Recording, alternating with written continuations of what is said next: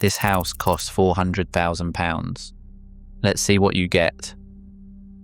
At the edge of the plot, the first evidence appears in plain sight.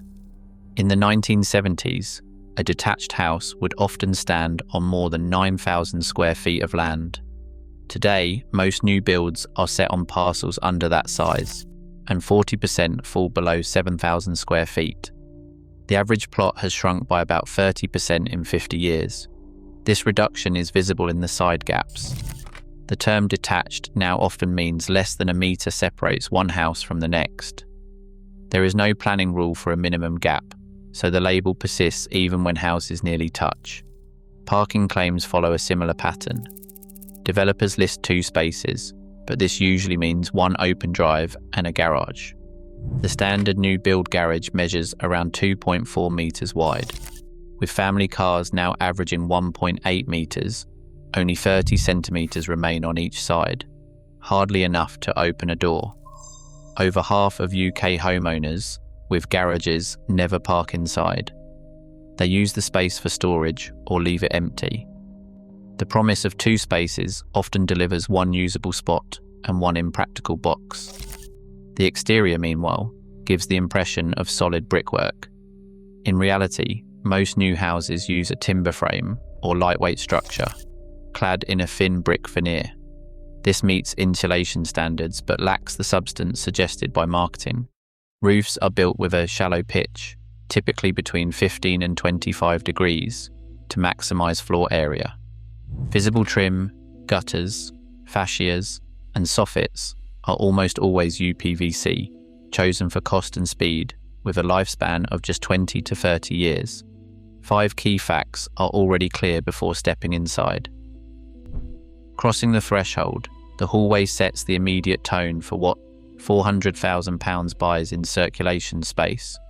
The entrance corridor typically measures between 900 and 1,050 millimetres wide, just enough to meet the regulatory minimum, but noticeably narrower than the 1,200 to 1,400 millimetres found in many pre-1980 homes. This reduction is not a quirk of design. Every centimetre saved here is margin recaptured for the developer, but it is space lost for the resident. The effect is felt as soon as 2 people attempt to pass, or a pram is steered through. Ceiling heights on the ground floor reach 2.4 metres, the current regulatory standard, yet this falls short of the 2.7 to 3 metres that gave older interiors their sense of air and volume. The result is a subtle but persistent compression, enough to register, even if not immediately named. Staircases are another point of contrast. The pitch is routinely set at the maximum 42 degrees allowed by regulations, compared to the gentler 38 to 40 degrees seen in older builds. This steeper angle saves floor area, but it also increases the risk of slips, a fact acknowledged in safety literature. Under stair storage, once a deep and useful void, is now shallow and awkward, often only fit for a vacuum or a few shoes. One clear improvement stands out: the composite front door, typically robust and well insulated, offering better security and thermal performance than the timber doors of previous decades. It is a rare instance where specification has moved forward. Beyond that, the first steps inside reveal how compliance with the letter of the regulations can still deliver a bodily experience of constraint. The main reception room in a typical 4-bedroom new build is measured with a tape, not a wide-angle lens. The average living room falls between 14 and 18 square metres, enough for a sofa, a television, and maybe a small dining table, but rarely more. By comparison, a 1930s semi commonly offered 20 to 25 square metres, creating a noticeably broader and deeper space. Developers now highlight large A-rated windows as a selling point, and there is a legitimate gain in daylight and thermal efficiency. Yet if those windows face south without external shading, summer temperatures can spike, leaving the room uncomfortably warm. Flooring is usually laminate or carpet laid directly on a concrete slab, chosen for speed and cost rather than tactile comfort. Underfloor heating is almost never included, and radiators do the work instead. The walls are plasterboard fixed to timber studs, which means voices and television noise travel more easily from room to room than in older homes built with solid brick or block. The living room, on paper, ticks the box for a family space, but its actual comfort depends as much on heat, sound, and whether furniture fits as on the headline room count. The kitchen is pitched as the heart of the home, but the reality is defined by a checklist of costed items rather than culinary dreams. Fully fitted in a typical £400,000 new build means a single electric oven, a 4-ring hob, a dishwasher, and an extractor fan. The fridge freezer, often shown in glossy brochures, may be left out entirely unless you pay extra. When developers describe integrated appliances, they usually mean appliances hidden behind matching doors, not upgraded brands or performance. The worktop is likely to be quartz effect, which is a printed laminate, not real stone. Cabinets are assembled from flat-pack carcasses, chosen for speed of installation and cost efficiency, not for longevity or joinery. Worktops themselves can be as shallow as 550 millimeters, falling short of the standard 600 millimeters found in many independent kitchens. The entire kitchen footprint is commonly between 10 and 14 square meters, almost always in an open plan arrangement. The layout is often promoted as a lifestyle upgrade, but it also reduces the need for internal walls and doors, saving on materials and labour. The developer's spend on the kitchen typically falls between £4,000 and £8,000, a fraction of what a mid-range independent refit would cost. The language of the sales brochure, designer units, luxury finishes, integrated living, translates in practice to a specification driven by margin, not by the needs of daily life. Upstairs, the headline claim is 4 bedrooms, but the numbers tell a more restrained story. The main bedroom typically occupies between 12 and 14 square meters, enough for a double bed, a wardrobe, and not much else. The attached ensuite, at 3 to 4 square meters, usually fits only a shower, toilet, and basin. A bath is almost never included.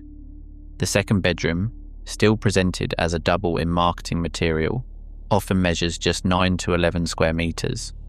In practice, this is the minimum size, where 2 adults can sleep side by side, but space for storage or a desk is tight.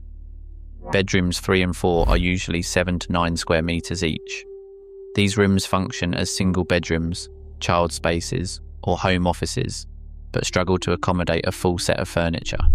The label 4-bedroom is more a product of planning and sales strategy than a guarantee of generous living. When compared to the Parker Morris standard, set in 1961 at 97 square meters for a 4-bedroom house, today's new builds hover just above that line, typically between 99 and 105 square meters in total. The result is a layout that meets the minimum, but rarely exceeds it, and leaves little margin for families hoping for more than the bare essentials. Modern new builds in this price range consistently achieve EPC-B ratings, with a growing number reaching A. These ratings reflect more than just compliance. They mean lower running costs and reduced energy waste. Improved airtightness, now a regulatory requirement, ensures that heat stays inside, and most developments meet or surpass the standard of 10 cubic meters per hour per square meter at 50 pascals. Triple glazing and air source heat pumps are becoming more common, though their adoption varies widely between sites. Where installed, triple glazing can reduce heating demand by up to 15% and often boosts the EPC rating. Yet, these advances in thermal performance stand in contrast to the reality of build quality. The NHBC, responsible for inspecting and warranting most UK new builds, reports an average of 157 defects per home at handover. Common issues include poorly fitted doors, gaps under skirting, unfinished decoration, misaligned sockets, and leaking plumbing. The New Homes Quality Board's creation in 2022 highlights the persistence of these problems across the sector.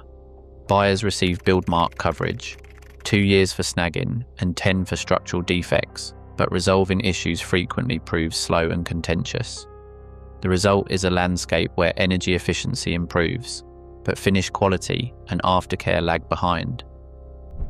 Beyond the boundaries of any single house, the realities of a new build estate come into focus.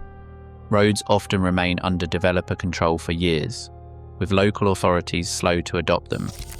This leaves residents responsible for unfinished surfaces, inconsistent street lighting, and the burden of maintenance, costs that arrive as annual management charges, sometimes running to several £100s per household. The communal green spaces that feature in brochures are usually small and ornamental, offering little room for play or gatherings. Visitor parking is scarce, with on-street options squeezed by narrow carriageways and pavements that barely accommodate two people walking side by side. Tree planting is minimal, with saplings spaced widely and few mature specimens, so landscaping at handover feels sparse and exposed. It can take a decade for these public areas to develop the character suggested in marketing images. In practice, buyers are not just purchasing a house, but entering a long-term arrangement with an incomplete environment, one where everyday use reveals the difference between design intent and delivered amenity. Today, the average new build that costs £400,000 meets energy targets and tick-box compliance, but delivers less space, thinner walls, and tighter plots than the brochures imply.